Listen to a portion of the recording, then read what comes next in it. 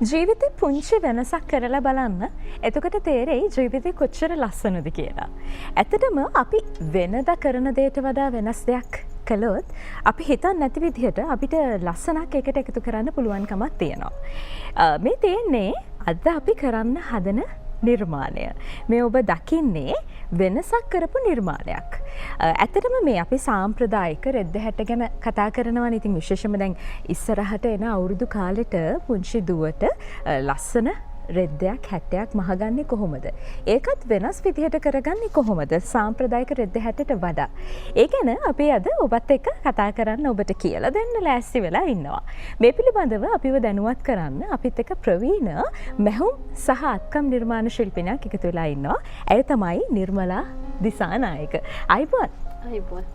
දැන් මේ වෙනසත් එක්ක අපි ඉස්සරහට යමු. මොකක්ද වෙනස කියලා කියමුකෝ අපි ඉස්සරහ. වෙනස කියන්නේ දැන් හැමෝම රෙද්දක් මහනකොට රෙද්ද ඒ විදිහටම ගන්නවා. මම මේ රෙද්දට පොඩි තනි පාට රෙද් කැලක් දාලා ඒක වෙනස් කරලා තියෙනවා. ඊට පස්සේ නෙරිය පොඩ්ඩක් සාම්ප්‍රදායික නෙරියෙන් ඔබට ගිහිල්ලා ටිකක් ලේන්සුවක හැඩයක් අරගෙන තියෙනවා. ඊට පස්සේදී හැටේ අත නිර්මාණය කරද්දී සාමාන්‍යයෙන් අතට චූටි වෙනස්කමක් කරලා තියෙනවා. ඒකම මේක අඳින්න පහසු වෙන අපි සරි දරුවෙකුට මේක අඳින්න පහසු වෙන්න මම ඉන ඉලාස්ටික් කරලා තියෙනවා. මේ තියෙන්නේ මෙන්න මේ විදිහට ලේසි වෙන විදිහට. දැන් සාමාන්‍යයෙන් පුංචි දරුවෙක්ට මේක ඇඳගෙන ඉන්න ටිකක් අමාරුයිනේ. ක්ලිප් කරලා හරි නැත්නම් අපි හිතමු කට්ටක් තිබ්බොත් එහෙම හරි නැත්නම් අපි හුක් එකක් දාලා තිබ්බොත් ඒක හරි අපහසුයිනේ. ඉතින් මේ දරුවට ලේසි වෙන විදිහට විශේෂයෙන්ම දැන් මේ දවස්වල මේ වගේ පුංචි රෙද්ද හැට්ට අපි මහගන්නේ දරුවන්ගේ පාසල් වල තියෙන ඔය අවුරුදු උත්සවවලට. විශේෂ උත්සව අවස්ථාවන් තියෙනවානේ අවුරුදු කාලෙට. අන්න ඒ නිසා ඒ උත්සව අවස්ථාවන් වලට දරුවට හරිම පහසුවෙන් ඇඳගෙන ඉන්න පුළුවන් විදිහට තමයි මේ රෙද්ද කොටස, ඒ කියන්නේ අපි අදින රෙද්ද හැට්ටේ නිර්මාණය කරලා තියෙන්නේ. එතකොට මේ හැට්ටෙත් වෙනසක් තියෙනවා. ඔව්. හැට්ටෙත් අත්පංචුටක් වෙනස් කරලා තියෙනවා. ඊට පස්සෙත් තමන්ට මේ අදහසක් ගන්න විතරයි මේක දීලා තියෙන්නේ. තමන්ට කැමති විදියක ඔකට එක එක විදියට නිර්මාණ කරන්න පුළුවන්. දැන් ඉතින් මේක කරන්නේ කොහොමද? අපි හරියටම ලස්සනට මේ නෙරියත් වෙනස් කරලා රෙද්ද මහගන්නේ කොහොමද? එතකොට මේ රෙද්දට මේ වගේ වර්ණ දෙකම එකතු කරලා හදාගන්නේ කොහොමද? ඉලාස්ටික් එකක් පාවිච්චි කරන්නේ කොහොමද? ගොඩක් වටින උපක්‍රම ටිකක් කියලා දෙන්න ලෑස්ති. පටන් ගමු. හරි. මම ඔයගලන්ට මුලින්ම හැට්ටේ කපන විදිය කියලා දෙන්නම්. මම හැට්ටේ කොටස් දෙකම එක විට කපා ගන්න මේ විදිහට රෙදි කොටස අරගෙන ඕපන් එක තියෙන පැත්තෙන් අඟලක් ඉතුරු කරලා මේක රෙද්ද නවා ගන්නවා අපිට අවශ්‍ය මහතට. දැන් චූටි දුවෙකුට නිසා මම මේක අඟල් 7ක් වගේ මහතට තමයි නමාගෙන තියෙන්නේ. මේ ඉතුරු කරපු කොටස මෙන්න මෙතන තමයි මැද නැම්ම තියෙන්නේ. එතන ඉඳලා අපි මේ මිමි ගණනය කරනවා. අපි මුලින්ම උරහිසමින්ම අවශ්‍ය වෙනවා. උරහිසමින්ම අරගෙන දුවගේ දෙකට බෙදලා අඟල් භාගයක් එකතු කරලා මෙතන ලකුණු කරනවා. ඊට පස්සේ චූටි දුවෙක් නිසා මම මේ උරහිස අඟලක් පහත් කරනවා. පොඩි දරුවෙක් නිසා. ඊට පස්සේදී අපි මේ විදියට හැට්ටේ උරහිස් රේඛාව ඇඳ ගන්නවා.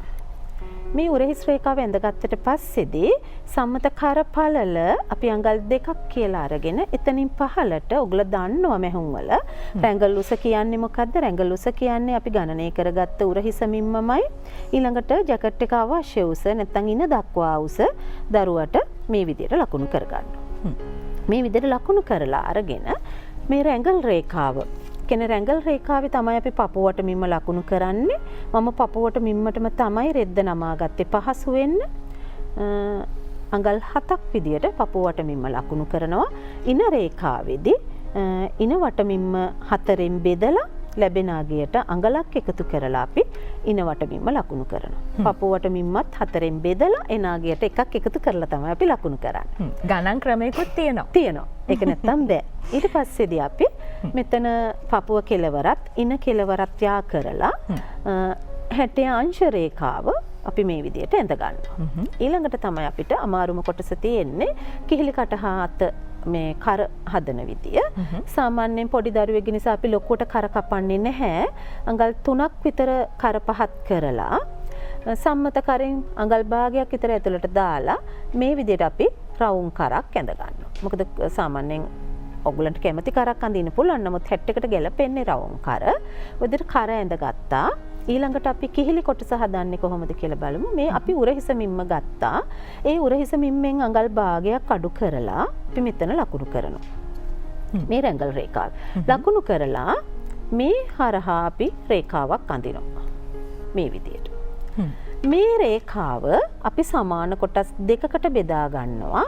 ඒක අපි මෙහෙම ටේප් එක තියලා ටේප් එක මයිනලා ලකුණු කරාට වරදක් නැහැ. මේ විදියට ලකුණු කරලා. ලකුණු කරලා ඒ ලකුණු කරගත්ත මැද ලක්ෂයෙන් අඟල් භාගයක් ඇතුළට ලකුණු කරලා අපි මෙන්න මේ විදියට කිහිල්ල ඇඳ ගන්නවා. කර සහ කිහිල්ල. ඒක තමයි අමාරුම කොටස් දෙක. ඒක තමයි විශේෂයෙන්ම ඇඳ ගන්න. දැන් අපි හැට්ටේ ඇඳලා ඉවරයි. අපිට කපා ගන්න තියෙන්නේ බලන්න කපනකොට පිටුපස කර මම ඇඳේ නැහැ. දැන් පිටුපසත් එක්කම මම ලකුණු කරපු නිසා මම පිටුපස කරත් මේකෙම ඇඳලා පෙන්නන්නම්. පිටුපස කර අපි අඟල් දෙකක් විතර පහත් කර ගන්නවා. පිටුපස කර ගොඩක් කපන්න කැමති නම් අපිට කර කපන්න පුළුවන්. නැත්තම් මේ විදිහට තමයි අපි පිටුපස කර කපන්නේ. හොඳයි.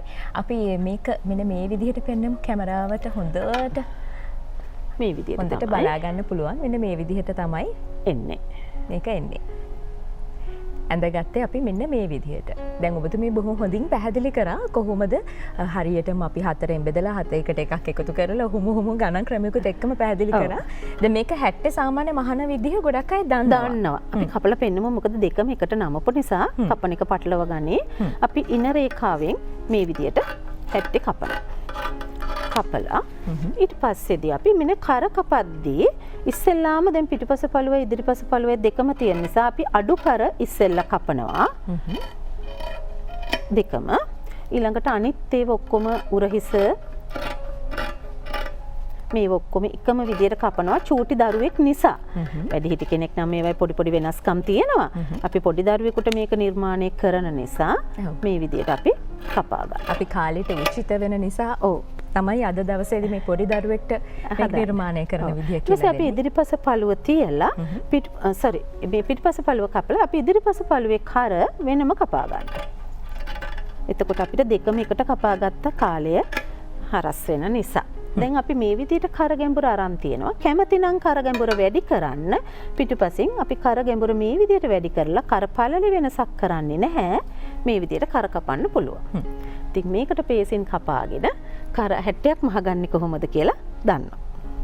දැන් අපිට ඕන විදිහට කරේ ගැඹුර හදාගන්න පුළුවන් කියලා සඳහන් කරා. ඉතින් ඒ විදිහට දැන් සාමාන්‍යයෙන් අපි 60ක් කපලා ඒක මහගන්න විදිහ ගොඩක් කලාවට අපිට අවබෝධයක් තියෙනවා. හැබැයි අද අපි කරන්නේ වෙනසක් නිසා අපි මේ වෙනස කරන විදිහ තමයි ඔබට මේ කියලා දෙන්නේ සහ අනිත් එක පහසු ක්‍රමයකට දෙකම එකවර කපාගත්ත ඉදිරිපස සහ පිටුපස කොටස.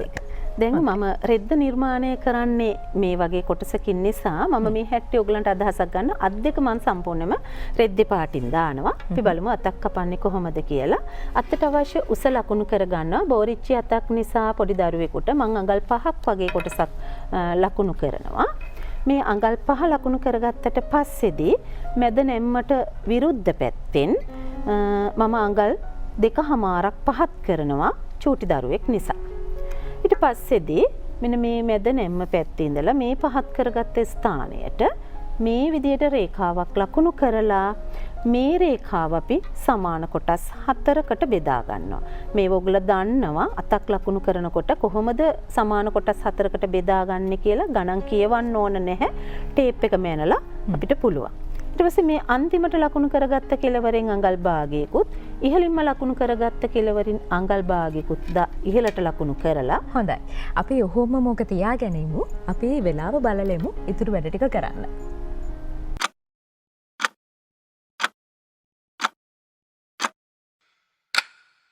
ඇගේ කතාව ලියන්න ඇයට ඉඩහරින්න. හරි දැන් අපි කොටස් 4කට බෙදාගත්තා. ඊට පස්සේ මේ කොටසෙන් අඟල් භාගයක් පහත් කරා ඉහළින්ම අඟල් භාගයක් ඉහළට ඉස්සුවා. මෙන්න මේ විදියට අපි කිහිලි වක්‍රය, ඒ කියන්නේ අතේ කිහිලි වක්‍රය ඇඳ ගන්නවා. ඇඳගත්තට පස්සේදී අපේ අත්කට මේ විදියට තියෙනවා. බෝරිච්චි අතක් නිසා අපි ඉලාස්ටික් එකක් දානවා. ඒක නිසා අත්කට චුට්ටක් මහතට ගන්නවා.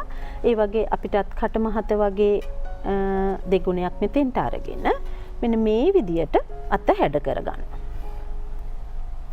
දැන් මං අත් දෙකම එකට තියාගත්තා. මුලින්ම මම කිව්වේ නෑ රෙද්ද කොහොමද ගත්තේ කියලා. මෙන්න රෙදි කොටස් දෙකක් තියෙනවා. මේ දෙකම එකට තියලා තමයි මම කපා ගත්තේ. දැන් අපි අතත් කපලා පෙන්නමු. එතකොට එක වැඩෙන් වැඩ දෙකක් ඉවරයි. දෙකක් ඉවරයි. මේ විදියට. අපි අත මේ වක්‍රය තමයි වැදගත් වෙන්නේ අතක හැඩේ නිර්මාණය කරන්න. ඒකයි මම ඒක චුට්ටක් පැහැදිලිව කියලා දෙන්නේ. මේ තියෙන්නේ අපි කපාගත්ත අත. අත් කොටස් දෙකම අපි කපලා ඉවර කරගත්තා. හරි. ඊළඟට අපිට තියෙන්නේ රෙද්ද.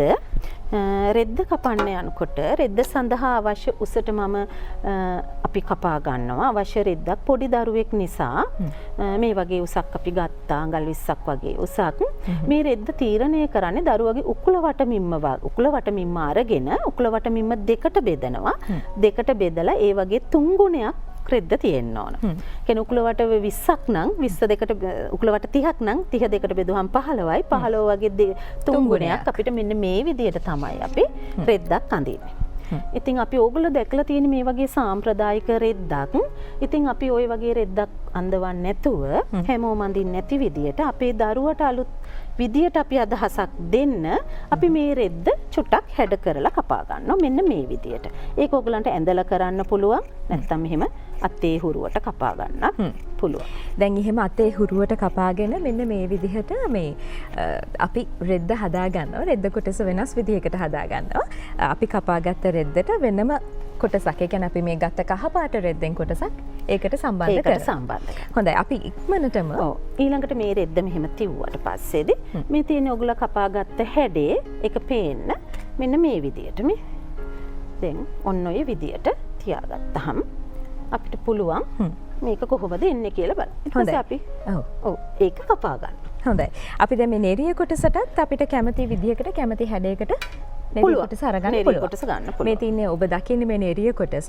ඒක අපිට කැමති හැඩයකට ඒකේ අපි ක්‍රමයක් තියෙනවද? ඔව් ලේන්සුවක් විදියට කපා ගන්න නම් මෙහෙම අපි නෙරිය කොටස අරගෙන මේ විදියට අපිට නවලා මේ විදියට ලේන්සුවක් වගේ නවලා අපිට මෙහෙම මෙතනින් කපලා මේක මෙහෙම හැඩ කරලා මේ විදියට. එතකොට ත්‍රිකෝණාකාර කෑල්ලක් එන්නේ. මේ විදියට හැඩ කරලා අපිට නෙරිය අල්ල ගන්න පුළුවන්. හොඳයි.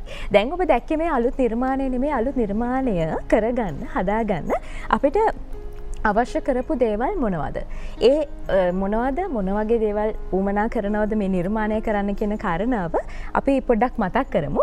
අපිට අවශ්‍ය කරන රෙදි වර්ග කොහොමද අපි තෝරගන්නේ? අපි චීත්ත රෙදි කොටසක් චීත්ත හෝ මොනවා හරි කොටන් රෙදි කොටසක් මොකද දරුවන්ට ඒකට සමානව ගැලපෙන් දැන් මම කොළ පාට ගත්ත. ඔයගලන්ට අදහසක් ගන්න මම කහ පාට ගෙනා. හොඳයි. අපි මේ තිරේ දිස්වන ඔබට අවශ්‍ය කරන දේවල් මොනවද කියලා ඒ මිමි ටික සඳහන් වෙනවා. ඒ නිසා ඔන්න ওই විදිහට ඔබට පුළුවන්කම තියෙනවා මේ වගේ ලස්සන නිර්මාණයක් කරගන්න. ඉතින් ඔබට මේ හා සම්බන්ධව ගැටලුවක් තියෙනවා නම් කතා කරන්න පුළුවන් අපේ ප්‍රවීණ අත්කම් නිර්මාණ ශිල්පිනියට. ඇගේ දුරකථන අංකය තමයි 071 54 26 22 071 54 26 22. ඉතින් අපේ ප්‍රවීණ අත්කම් නිර්මාණ ශිල්පිනිය මැහුම් නිර්මාණ ශිල්පිනිය ඇයට කතා කරලා ඔබේ ගැටලු විසඳ ගන්න ගොඩාක් ස්තුතියි. මේ ගැටලුව විසඳලා දුන්නට අද අපේ බදාද නුගසෙවණත් එක්ක සම්බන්ධ වෙලා.